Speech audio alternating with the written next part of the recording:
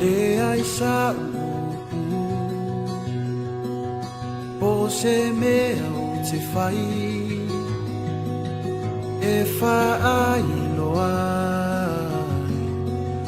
lolo tō whawhetai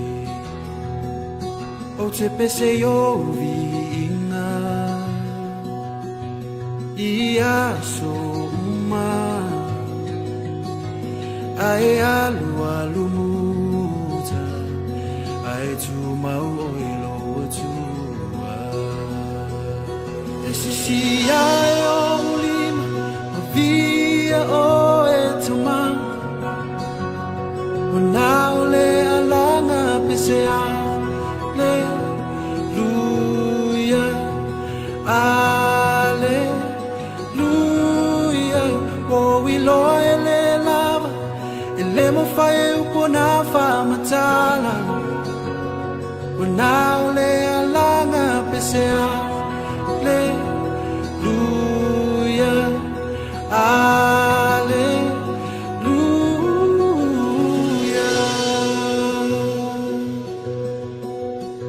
o unela mana o te fia fa matala ina e alla lesi si io uliva fa furia o le vinga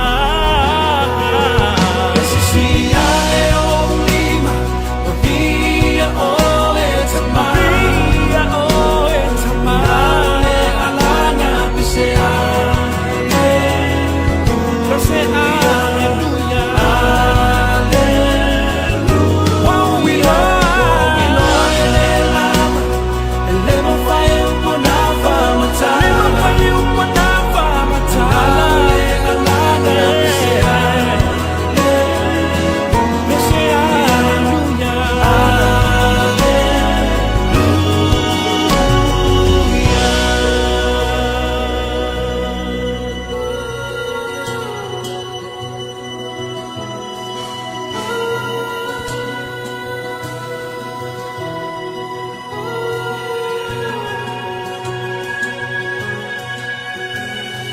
Loangana, awe te mai whamanui loa tua Loia o le malo si male mana Vivio I loa tua Oh, loangana, awe te mai whamanui loa tua Loia o le malo si male mana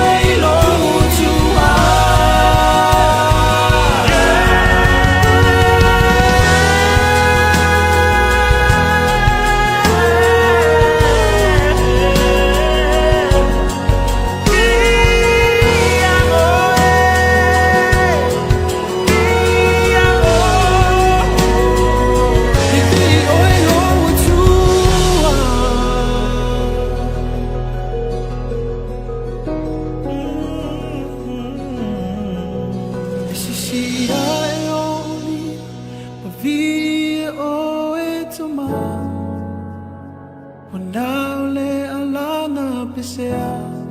Alleluia Alleluia O wiloi le lava Le mo fai upo na fa matala Now le alanga pesea Alleluia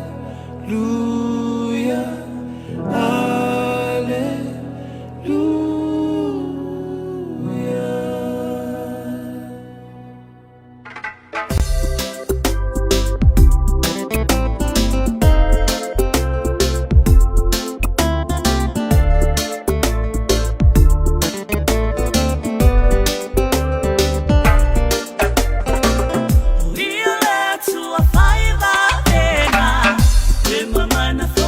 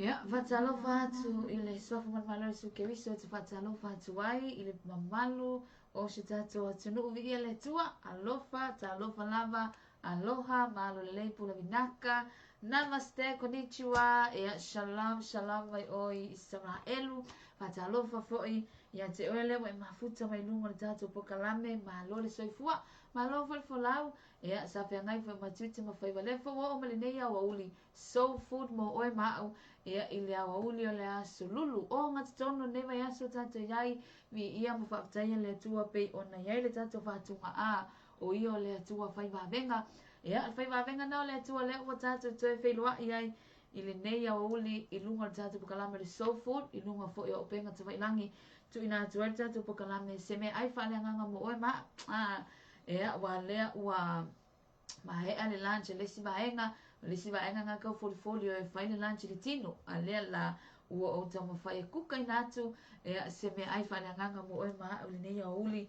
o le aso lulu i le o ngatonu aso lua se funu malavalu ne masina mua nei fo i tau sanga o tatu iai fo i le vai aso muli nei masina tatu te whaftai e le fai vavenga le atua e le alofa ma le anga leo le atua ua mawhai o na tatu tue whiroa i nei aso o i fo ina ilu matalu tatu tue au lia le nei aso lulu ai o le vi inga wha fo i le atua o le whamanu mo le whanetanga ia e le atua lava i tō tasi a wa o ia le pule whaasoa le atua o mwhai matatu au lia ne uli batu e lo man whaatalofa i lunga le tatu bukalama le soul food ia ma le au amnanga le Global Kingdom TV mo oe ma au bla fo i se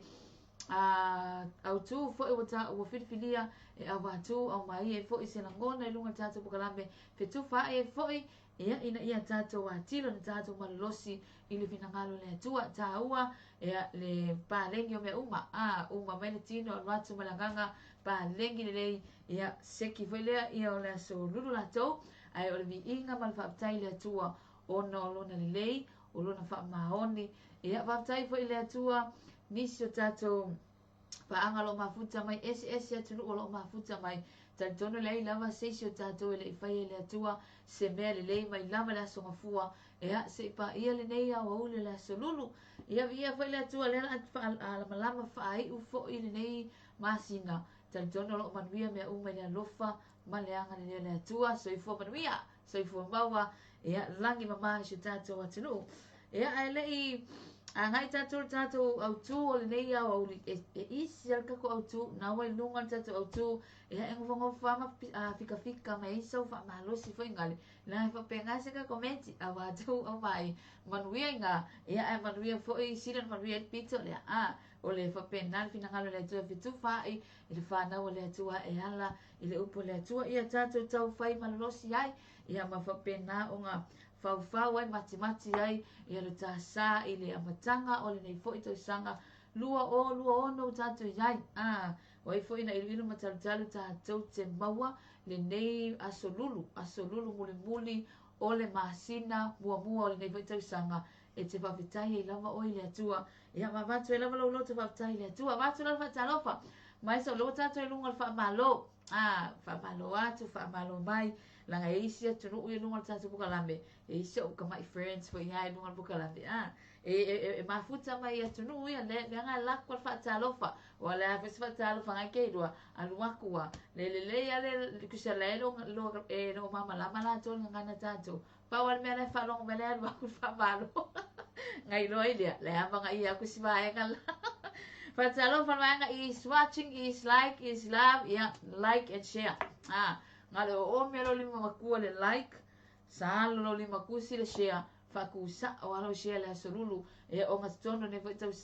vai aso po waila la maua mai o mei tatou fasoa i lunga tatou pukalame le soul food mo oe mao i le nei a holi ia laku lo fatalofa atu mua sima mai show Frenia Shirley Leipen ea le mafuta mai lunga tatou pukalame o kaka le Shirley kusanga le oso mai asiwa ale oso mai fiwe koe kiki hi Shirley o ni manuia ea mafuta mai show Frenia Shirley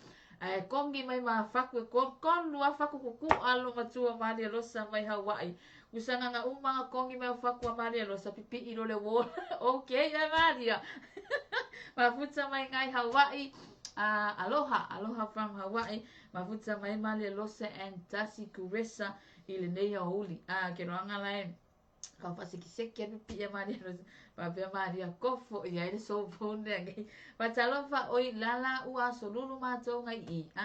aya solua fatu solua oi Amerika, Hawaii, Amerika Samoa. Ia lai mafuta mai le malu la tunu unisio tato tunu talofa lava. Happy Tuesday. Ia happy Wednesday nga ia mato ngai sibai ngai ngai sunga ya mai lo kirifi, praise the Lord. Sa wawai lo fe mai praise the Lord. Pe folinga mai tauna se mele lebo fai ele atua. Ea mo le sunga ya mai loa kirifi mafuta mai nei mai ngola uli.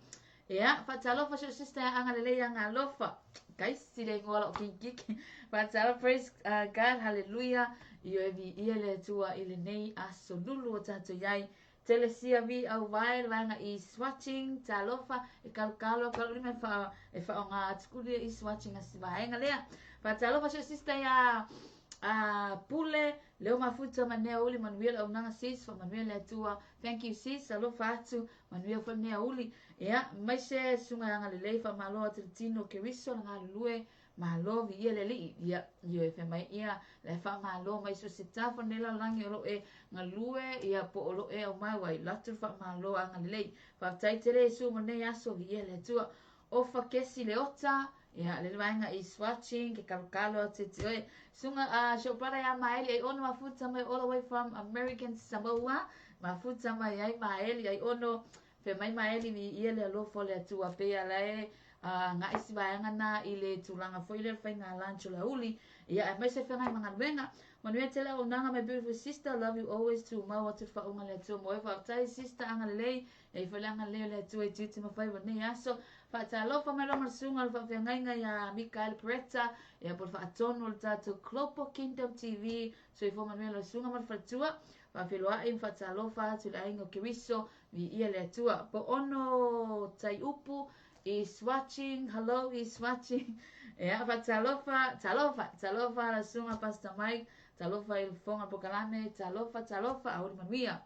Paya sao ya le vaenga for is watching. Talofa. Ya, fa talofa so fonga manuia la sunga fa atono Pastor Mikael Beretta and beautiful Faltua Sarah Daniel Beretta and family, love you all. Fa talofa na ngalele. You look beautiful.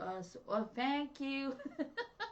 Thank you ngalele. Sawa lava fatalofa ole tatu te lunga lava fatalofa. I want to ingalo like Michelle tatu pokalame. Umal tatu fatalofa. Yeah, alwaku lo mal tatu sofu ois kako me isinga lue kako wanga ero kako sofu e va via kako ke va ya ko su fitu minute o te ai nele tu la lua o kako pokalame e tasile tu la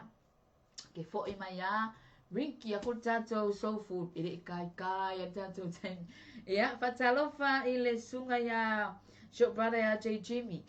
mafuta mengale marketing nai funga lei ai mai se la to umolo el tafo J wa ke lo J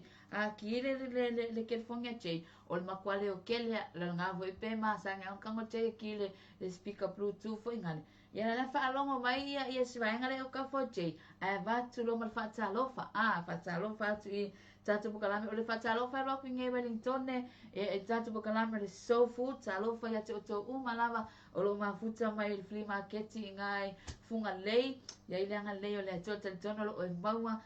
se awoli manuia fatalofa fa pelo ai atu ile uso fa penga Mikael Beretta mal fatu ya Sarah Daniel Beretta fa taile atu ono luo loto le ngalwenga le atu fatalofa nga J Jimmy talofa le team of Wellington hi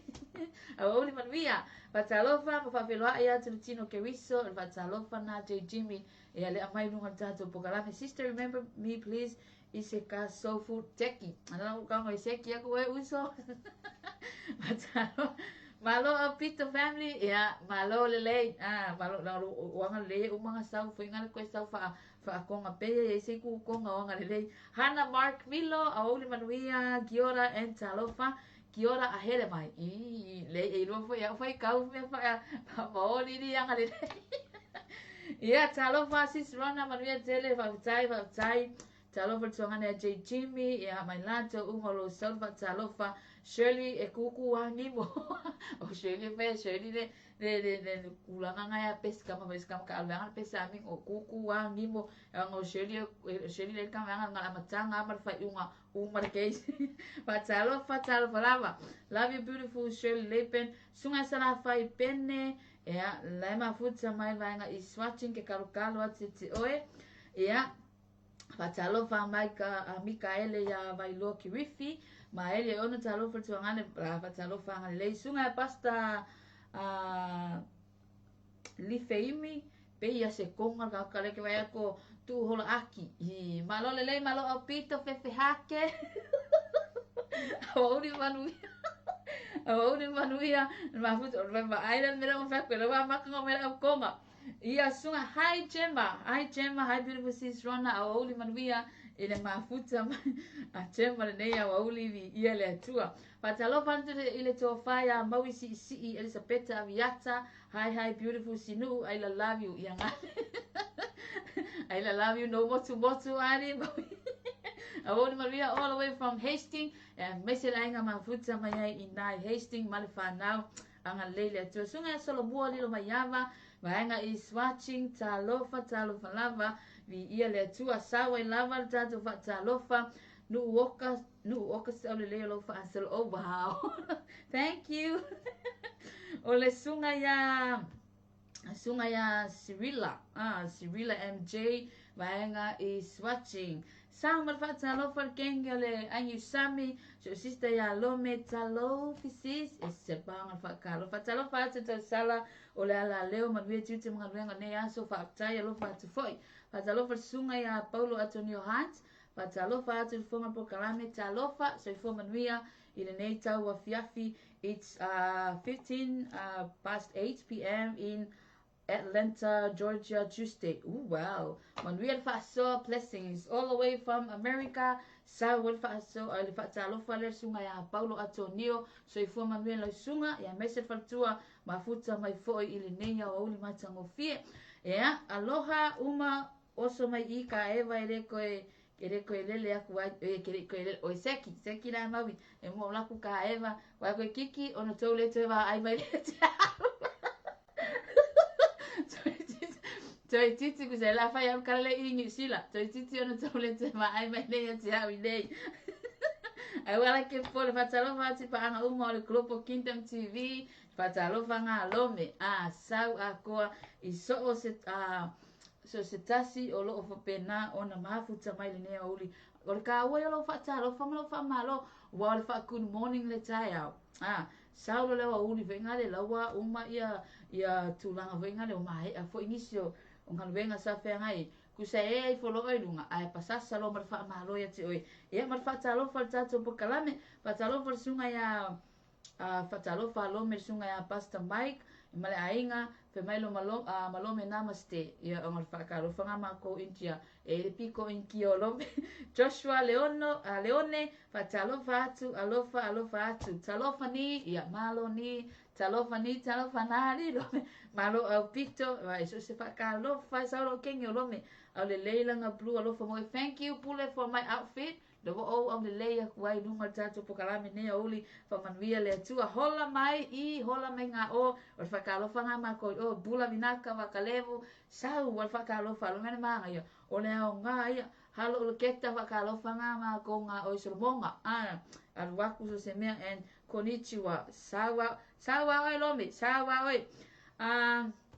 niki mai fatalo fa pamste so wede ngai me ya oi ngale fatalo fa ngale misa watekini sawa fatalo oi vanga is watching so ifo yoane manvia pokalame ne aso vi ia le tua so ifo manvia awauli manvia olele ya wakul ka ko so food langa wakwe mo fatalo fa mango fa kalofa me e fa ka fa me e singa lue ka ko me e mai kongo al wakulo marka ko kuka ole auli la tau ka viare ko ol ka ko fa so ele mia ka ko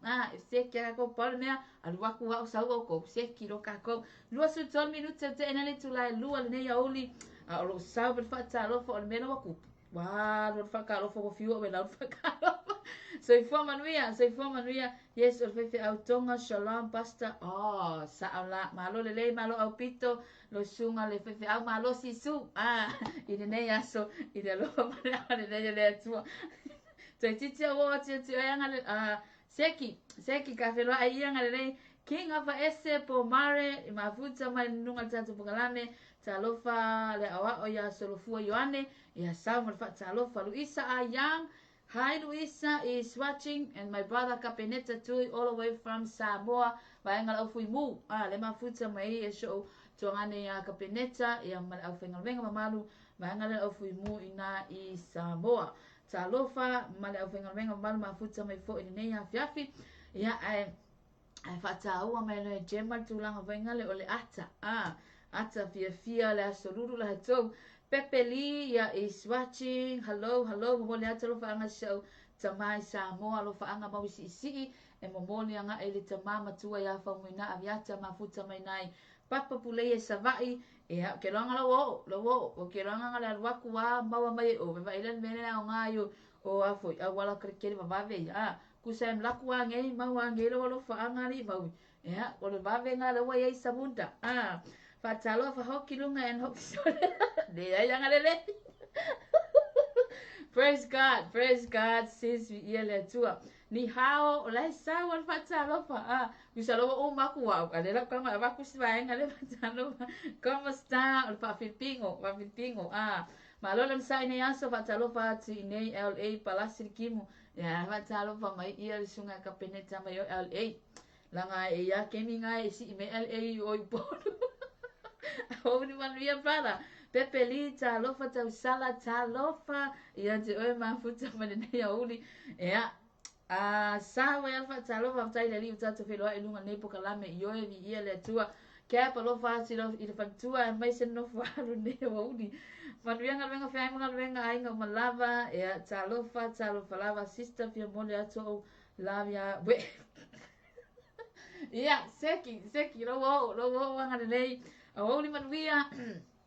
lato malama mafuta mai ne uli ma ai fatalo fa ale mawa fatalo fa mabawa le smile lato le uli la solulu kusape ka off beat merkaya wa oshua lesi le ngala mentaya sa ula kungan wenga ya pe ya fa fita uli nga kupungan wenga ai ke off beat ai sa ula mo orka ko sofu fa klo malo off beat alo fatu ya mama ya ira ka fakalo fa e ke aka no tatu pukalami ko sola ese lo le fia le la ua mafuta mai le sitatu o le fesili yang ale cap wa me upolo nei awa o le tau nge ya ma ko nge wening konge ma ngai very ma nai le la le wa yai ya awa ngafisa timu angela ko esti kwerpa lengi ale la fa tai le tua ya ile la ya me se fa le tau fisu ya i mai lava le tau I nei ya matau o ke le lola lo fesiri ia sunga ya anga le I se kali me la sina anga le yo polo anga le yo kali aku le ale ai so ko ma ai lo me ai kau yo por ale kau lo vai polo ya o tatu fa talo fa nai lo tatu pukalane ke no anga la ka ko fa ne fa me la ka ko pa me fa me singa lu le uli la tou ia ko me mai le salfa kalo fa kenga me Hawaii pula minaka loa male malo le tahine hamoa kicks malo le tahine and tamasi wo ke roma le lo sama kasiku resale mafuta mai mai Hawaii hi hello sa ole e pe ya go off beat ngai ale ua ko top up my so food oh wow my issue is off beat ali uso the vera le lashes ingai yamato le la wakali mersunga ya lome fe mai lome ve veila Samoa ya le la sawa lo ngala kusa e sei malama ko mga o Samoa ya sunga ya tau ati pauli ya le mafuta mane oli awoli manuia o fia siwa I fe mai manga le pese o le pese ya ka ko lue singa siwa le oli fai mai sa ya seki mai oe le la alwatu tatu so food siwa mai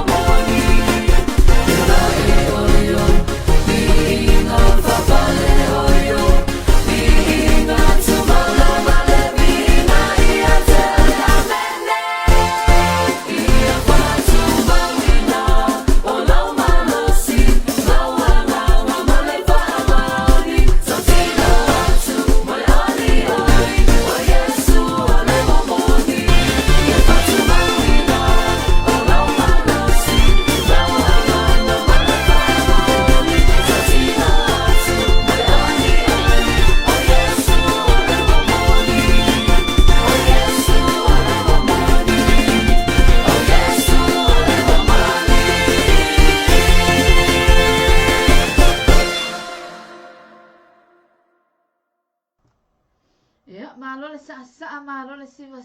o le mele wa kau wawa ngaka mai lunga dance floor ka kone. Malo le siva, malo le sai. Sister Rona eva ai mai wa ule koe siva aku longa winga wa maua o le paswe. Le ai anga le. Anga ile le fai ngarwe. Patalo fa atu fa malo ya te oele sa siva mai sa mai. E isi ko mengi wa waku lunga pa si wa enga le fi we kilo patalo fa sunga ya malia la tu ya ile nei a uli le vaenga is watching a uli manuia ile lofo le tua ya le la ka kome i loa il tatu au tu fo i ole nei a uli por tatu so food pe ona il tatu au tu na sa tu ina tu lunga ona na file sa tatu tala noa ile o Yesu le tali mana onga o ngeila loto faftai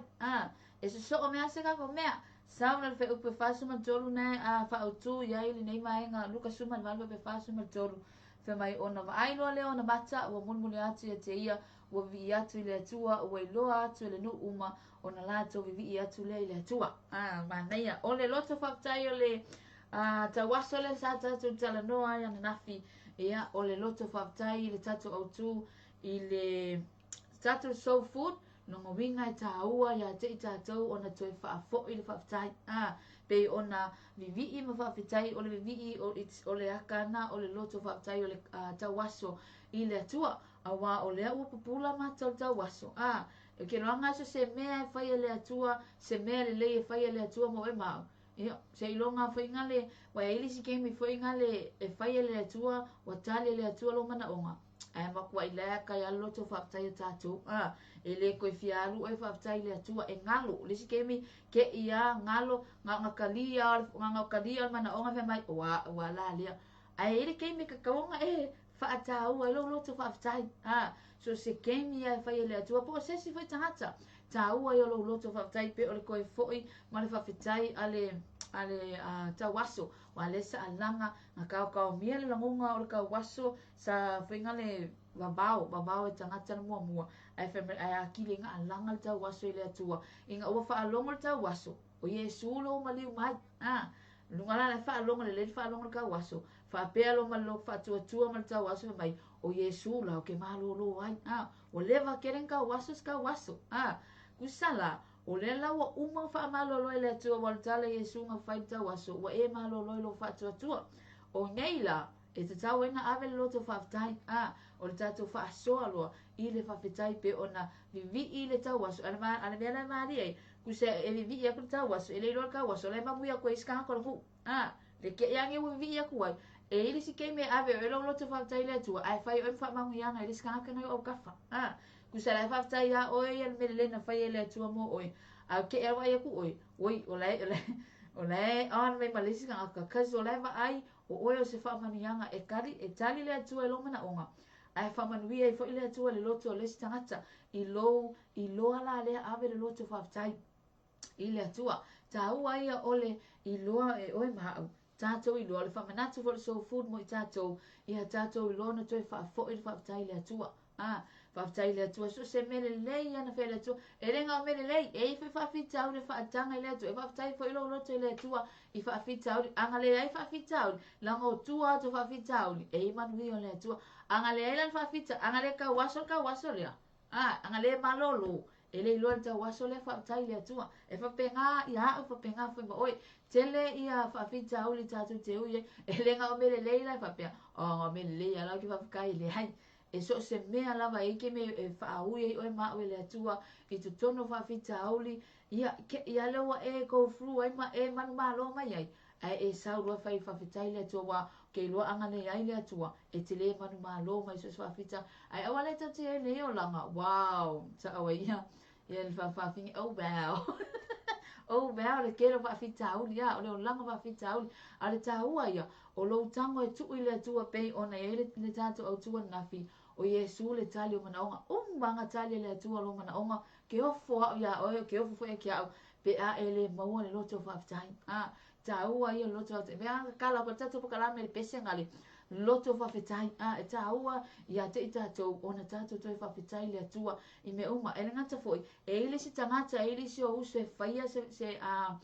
e faia se mele lei mo oi ke o wala ku ba ku fu na mea lo fa ku mo oi e ke ia e le loi oi o le tangata nga sau ni e le atua e tali lo mana oma e ke fa tai la tangata lea e ko fa tai le atua o no tangata le so swani me te oi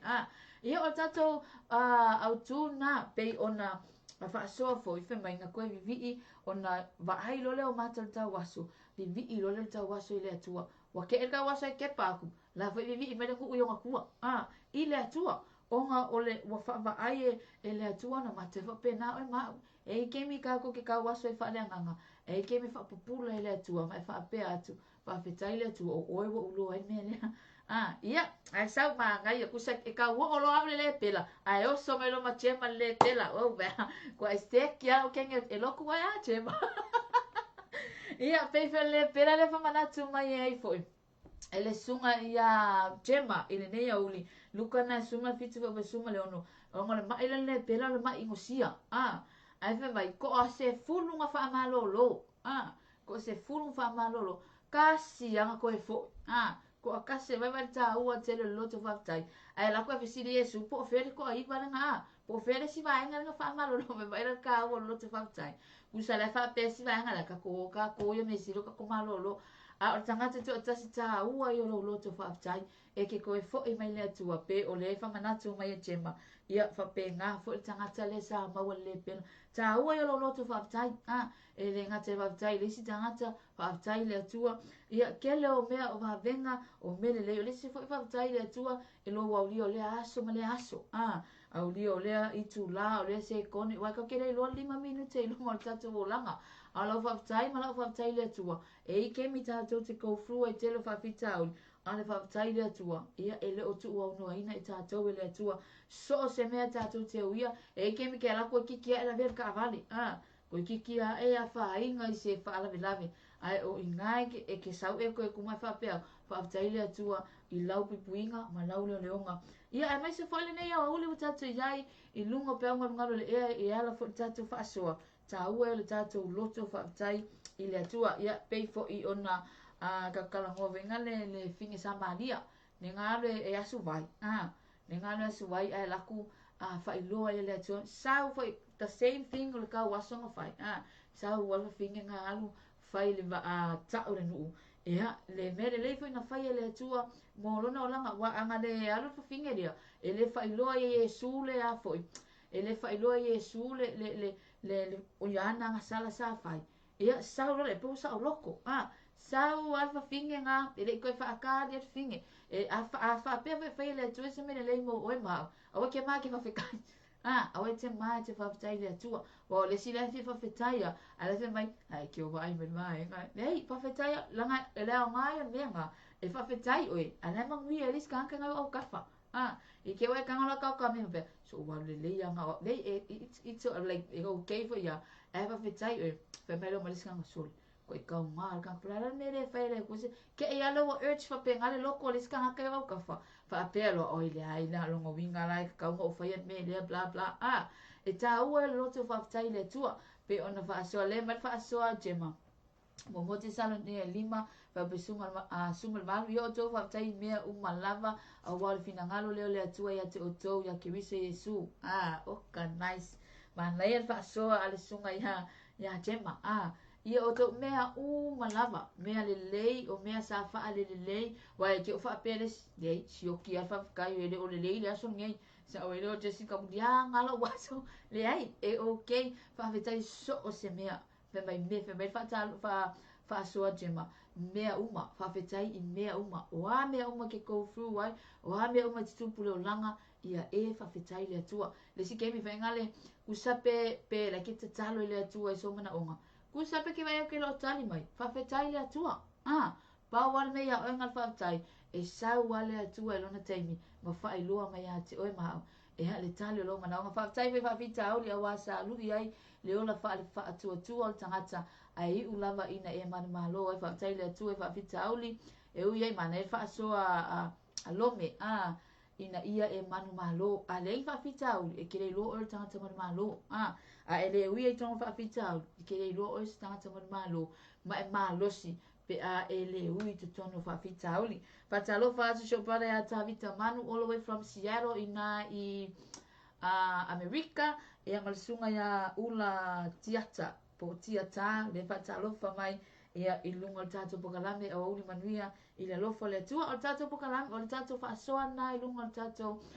soul food ta ua lo loto whawhitai le atua i mea malama pe so le aso pe o kei le aso wa e le la i pe aso le ulanga e ele keimi e ke whaalongo aku ai koe ai ngai le mawhainga e kalia whaafitauli e lis keimi ke whaalongo aku ai maku ai sa walo le fia awai ai e o e sa whaafitai le atua ma lo loto ma walalo e ma lo loto whaafitai le atua wa fo ini ni mai sa e te talo le atua wa tali le atua wa lesi wa le vanga mai koe kiki kusa e a foi e ke isi aku ale alu ke mi lai mai alu aku koe kiki uma le ku la ke ko mi ku ke maka nga nga fa amalo lo Yesu fiu koe makari ke kakalo e isi ma e tupu lo langa nei ai o le fa manatu mo oi ma i le nei uli ta ua lo no to whaftai pe o nga whaftai ma vi ile tau waso ile atua ina upupulo na mata fa pe nga fo ile pena le ngato e fo ina fa manatu mai nisa tatu pa anga na to e fo e fa fetai le atua ia male fa fine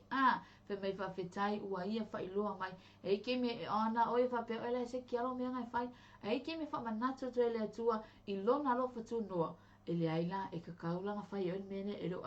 ke ia le we ko fa pe fa fetai le atua pe fa ngali stangata e sau e fa iloa tete o e tau e lo to fa fetai tau fo ia ole amana ia o like lo amana ia o le stangata i se mele le sa fa le stangata ole o lo to fa fetai fo lai lo e kanga o lai kia manga ia ku le mele le sa fa ia nga ia ai lo le mai lo fe mai ya ka ia ko ainga ele ma so fetai ai tau ia o le lo to fa fetai fa talo fa se sister ya sa no ya feta hai sis manel fa so ne oli ma futa mai ngale matanga wenga le oi fenga wenga le sap inai mai tele ma futa mai so sister ya sa no fa talo fa foi fenga wenga ma malo le sap ma futa mai inai vai tele ile nei oli manuia vi ia le tua fa talo fa Amelia Toyava ya sunga ya Mel Fenny sio le mainga i swatching auli manuia ia o tatu fa sona le na i lunga tanto pokala me o se mea ai fa le nganga fo na mo oe ma au ile nei auli taua lo ta loto fa fetai o le se fa fetai le atua pe e aulia le si tau sanga o lo soifua yo wa e kele ia e sa o lo makua e kele pi ang sa wia ai fa fetai le ke e o fe mai wo ke e wo lian ngai aso ngai o fa nga wai ke e wa e le alai mau ai ore malosi e ma le faafetai foi le atua isi keimi faafetai le atua you know me ai o lava me umo te pena le atua le isi keimi ka ke fia ai le isi keimi e fia i ngoi foi nale e faafetai le atua mea uma faafetai ma le faasoa e lui tauina ai le tatu o langa falenga via le atua mea uma manuia lo auli alo faatu beautiful sis rona faafetai Gemma alo faatu manuia foi mea uli ia o tatu faasoa na lunga tatu pokalame i lunga tautua le Global Kingdom TV i le nei auli ia ma le pei ona ia le tātou por kalami ia suta itasi uma o le whamanatu ia o se whaasoa mo oe ma o le nei auli tāua lo tā loto whaafetai le atua i mea uma lava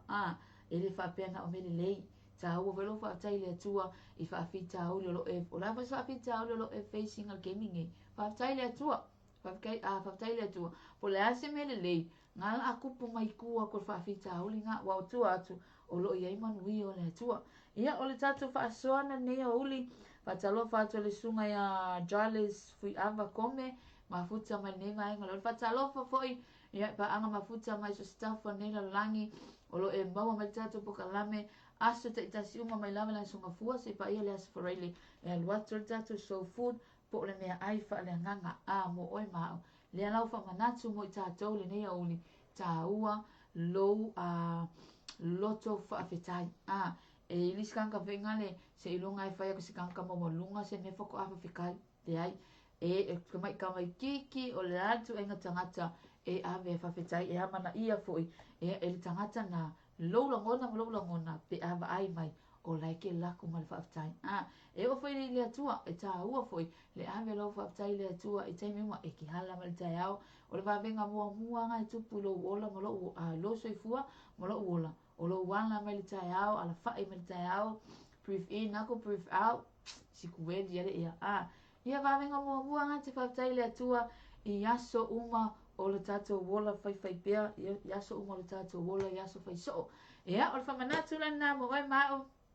e lunga le tātou pokalame le soul food, vi ia ele atua, whaamalo atu, o tele i la tolo mafuta me lunga le tātou pokalame, ia e inisi sunga whawhengainga i lunga o le au penga tu whailangi, whaatalofa atu, ia e sunga whawhengainga mo la atu whalitua, ia mese au auna le atua, o loo whapenauna mafuta mai lunga le tātou pokalame le neia o uli, vi ia le atua whaatalofa le sunga ia sine sauwanga, ia le mafuta mai lunga le tātou pokalame ma lole soifua, a uli manuia vi ia le atua le neia o uli, ia o tātou waulia mai male manuia. Lea la ia aruakua ia alfa aso, o nisi tātou paanga le whai ama saule wha aso e lunga le tātou pokalame, whaftai fo ilo sunga a Mikaele Peretta, ia mo le nei a manoa wha auro, o le sunga ia tia fausi osi, soifua manuia ma lole wha asoa, ma lo fo ilo sa ilo sunga, awana ingalo i aso ta itasi uma le tulai lua, like and share tātou pokalame le soul food, e mai a mai lole me ai whaaletino, ia e saurua kako whapsangai, ia ma tātou a wailunga tātou pokalame le soul food, mo oe maau i le awauri ia, e langa e uke ia pe a hafoi, e uke ia pe a palengi me unga pe ono whai atu la matanga, alofa atu kasta vita, ia ole alofa angana jema fili, ia e a ta vita manu po manu i le neia uli, ia o tātou pokalame na tawa e atu, tātou taimi to e se fulu tasi minute, o na tāle le tu lai tolu, le laga ko me isina whatunga, o na taliu mai rola ia i le, awana i ngalo mai so wha asoa lunga le tātou ko meni, ea po laia fo i se mewa tu e le atua, e te wha asoa mai ai, manui e tātou atunuu, a le lau kau mawhai kau lau i nātu, le laga ko me isina whatunga, tātou te taliu mai lea, ea ma tātou wha mai alo tātou pokalame nea uli. Hey,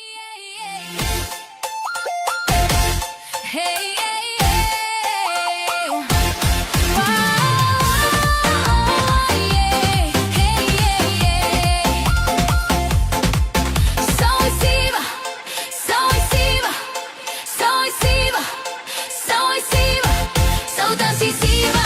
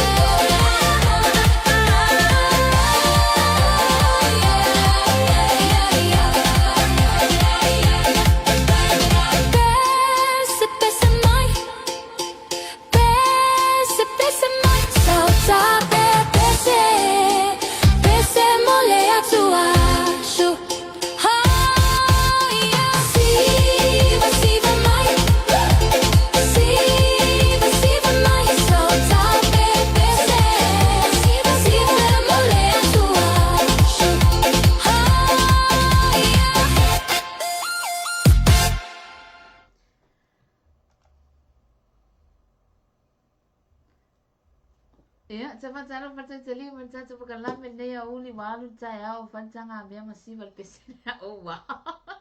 Ya ole manaya facing a fatalofa to ya Senara Viata. Hello sister. Fatalofa all the way from Le Motu Tele Salafai. Nera ufako ya mabisi lo mamu mai le Salafai. Ya le tulanga leo le lofa angale sa ave fatalofa fo ile tamama tua ya Famuina Aviata ya maise makerita o lo faanga o mawisi si le sa avatu si vaenga le alewo mafuta mai ai pe ya mawisi si lo faanga solo le anga oli manuia ya mafuta mai for assistance na Aviata ne oli to 50 minute ona tale le tulai tolu mai a foi le tato pokalame ai tato o tuli na le nei oli loto fa fitai tahua lo loto fa fitai fo ile tua ona ua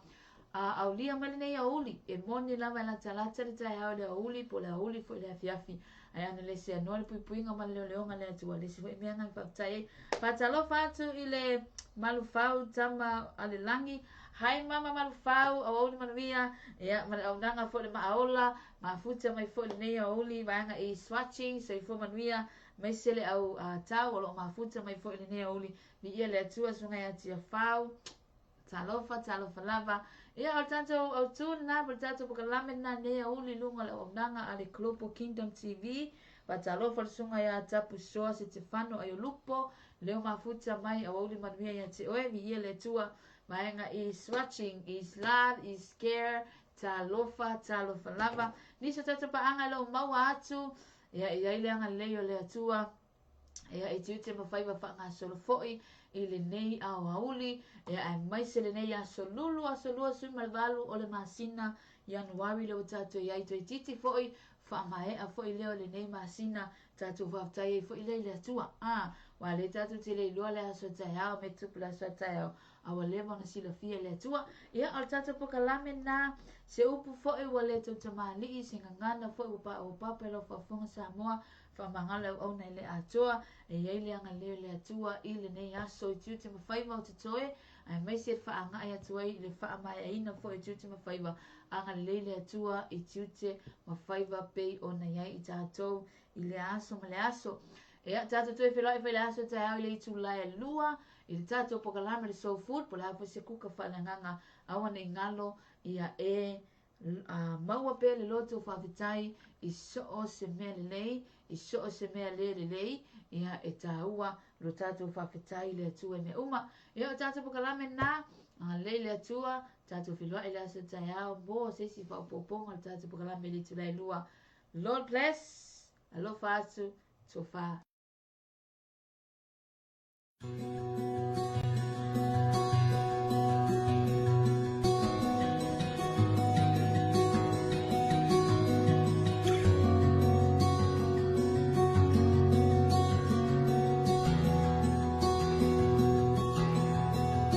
Le ai sa po se me o te fai e fa ai lo lo to fa fetai o te pese yo vinga ia so uma ai alu muta ai tu mau ilo tu esse si ai olima via o etuma now le alanga pesea le luia aleluia o we loele lava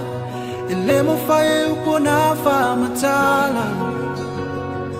now le alanga pesea le luia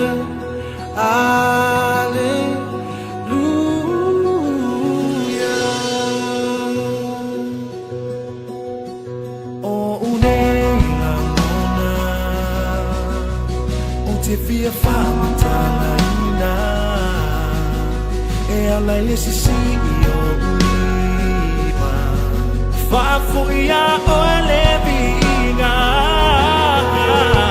Sisia e o lima Via o e tamara Via o etamara Alana pisea Kase hallelujah Hallelujah Wow we are ele lava Ele mo fai upona famata Lema fayu panava matala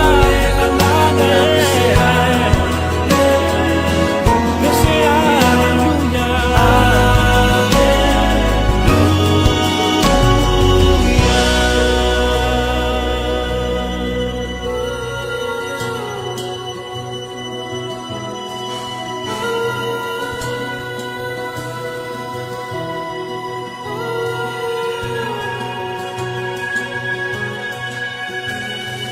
Loangana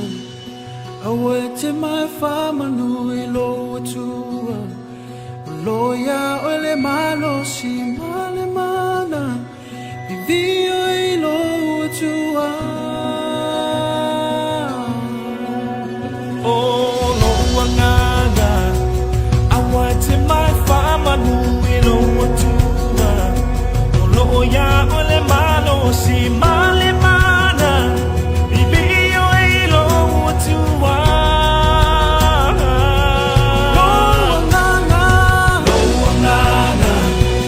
awete mai fama nui lo tua loya ole malo si male mana vivio i lo tua